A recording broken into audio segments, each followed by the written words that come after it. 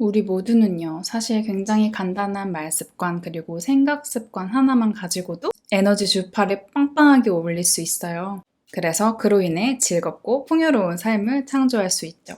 마음속으로 반복해서 외우고 또 입으로 뱉을 수 있으면 뱉을 수 있을 때마다 내뱉고 그렇게 나 스스로 행복해질 수 있는 주문 오늘 공유해 드릴게요. 제가 굉장히 강한 에고를 가졌을 때 자꾸만 사람들을 비판하게 되고 깎아내리고 싶고 미워하고 싶고 이런 마음이 들었을 때 정말로 큰 효과를 봤던 문장이에요. 풍요로운 삶을 창조하는데 정말 큰 도움이 되었던 문장. 그럴 수도 있지. 다 이유가 있겠지인데요. 이게 왜 도움이 될까요? 우리들의 에고는 기본적으로 나와 너를 분리하고요. 어떤 방식으로든 자아를 위협하는 일이 벌어지면 나를 지키기 위해서 수없이 많은 너들을 공격합니다. 그 공격에는 미워하기, 욕하기, 낮춰보기, 피하기 이런 것들이 모두 포함되죠. 하지만 중요한 것은 세상을 대하는 방식에 있어서 내가 에고의 목소리를 따르면 결국 행복과 영영 멀어진다는 거예요. 외로워지고 고립되죠.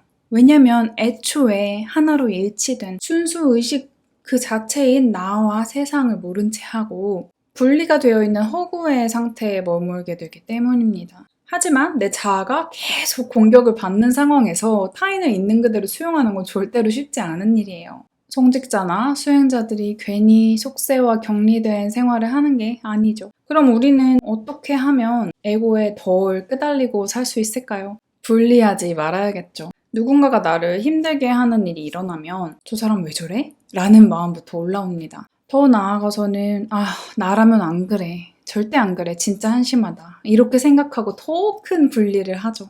나와는 정말 다른 존재야 라고 혹은 수직 구조를 만들어서 이 사람을 낮춰보고 내가 그 위에 서려고 합니다. 이런 에고의 목소리를 계속 듣다 보면 에고한테 계속 밥을 떠먹여주는 게 되고 그래서 에고는 점점 더 커지고 나는 앞으로도 그 목소리를 계속 따라가게 되겠죠. 얘가 날 집어삼킨 꼴이 되니까. 이럴 때 정말 효과적인 주문이 그럴 수도 있지, 다 이유가 있겠지 인 거예요. 지하철에서 사람을 퍽 밀치고 가는 사람도 다 이유가 있고 밥상에 앉아서 종일 정치 얘기만 하는 사람도 그 나름의 이유가 있습니다. 껌뻑하면 사람을 갈구는 우리 팀장한테도 자신만의 이유가 있고 집에 가기 싫다고 모든 직원을 야근시키는 부장에게도 자신에게만큼은 정당한 이유가 있어요. 나는 오늘 하루 24시간 환하게 웃는 얼굴로 누구에게도 상처 주지 않을 말과 행동을 할 수 있을까요? 여기서도 제 이야기의 포인트는 누군가의 행동을 정당화하고 맞다고 잘했다고 인정해주라는 게 아니라 나에게만 집중하라는 거예요. 그와 나를 자꾸 분리하고 평가하려고 하는 나의 에고. 그걸 고요히 하기 위해서 그럴 수도 있지. 저 사람도 다 이유가 있겠지 하시라는 거예요. 딸이 시집을 안 간대요. 그럴 수도 있죠. 다 이유가 있겠죠. 아들이 공부를 안 해요. 그럴 수도 있죠. 다 이유가 있지 않겠어요? 남자친구가 애정 표현을 너무 안 해요.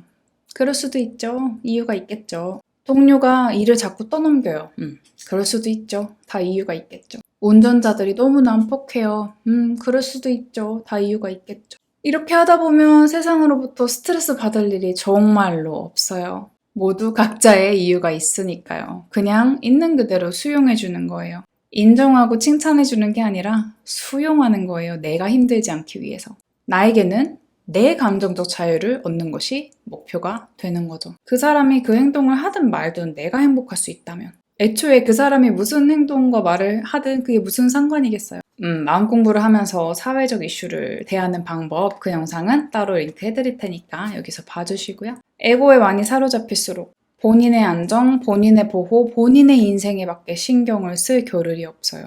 자신의 삶의 힘듦을 생각하느라 온 정신이 거기에 빼앗겨 있어서 자신이 주변에 어떤 영향을 미치고 있는지도 생각하지 못합니다. 왜 우리 모두 힘든 거 경험해봤잖아요. 그때 얼마나 나의 힘듦에만 집중하게 되는지. 모든 사람은 그래요. 의식이 완전히 다른 곳에 있는 거죠. 현존하지 못하는 상태죠. 힘든 상태. 내가 누군가에게 상처 주었던 기억이 있다면 떠올려 보세요. 내가 누군가를 짜증나게 한, 불편하게 한, 나의 의도와 상관없이. 가끔은 그게 내가 상상도 못한 일일 때도 있었을 거예요. 사람이 이런 걸로 기분이 상할 수 있구나. 나는 그런 의도 아니었는데. 그럴 때도 매 순간 나에겐 나의 이유가 있었겠죠. 그래서 변명을 하려면 변명을 할 수 있었을 거예요. 그래서 우리 모두에겐 각자의 이유가 있어요. 모든 행동에, 모든 생각에. 나는 절대로 저 사람일 수도, 이 사람일 수도, 이 사람일 수도 없어요. 나는 나의 경험만 해보았고, 나의 인생만 살아보았기 때문에 내가 저 사람과 같은 부모 밑에서 같은 날, 같은 시기에 태어나서 같은 것들을 경험하고 살아왔을 수가 없죠. 나는 저 사람이 아니니까. 적어도 인간으로서 나는 나, 저 사람은 저 사람의 경험을 하고 살아왔으니까요. 그래서 나의 에고는 저 사람의 에고를 이해할 수 없어요. 애초에 우리는 하나지만 에고가 분리해 놓은 상태에서 우리 서로를 완전히 100% 이해하는 게 너무 힘들어요. 나라면 절대로 저렇게 안 살아. 저 사람 왜 저래? 나랑 너무 달라. 이런 목소리야말로 에고의 목소리예요. 나의 내면이 존재하는 것이 내 눈앞에 펼쳐집니다. 그럴 수도 있지. 다 이유가 있겠지. 저 사람도 이유가 있고 내 눈앞에 저 사람이 저렇게 나타난 이유도 있겠지. 그렇게 비우고 흘려보내는 연습을 나 자신을 위해서 해주세요. 내가 물처럼 공기처럼 찔러도 변함이 없는 그런 사람이 되면 고요하고 잔잔하게 내 삶을 살아갈 수 있습니다. 저럴 수도 있지. 다 이유가 있겠지. 오늘부터 행복 주파수 빵빵하게 채우시길 바랍니다. 풍요롭고 행복하게 보스처럼 사세요.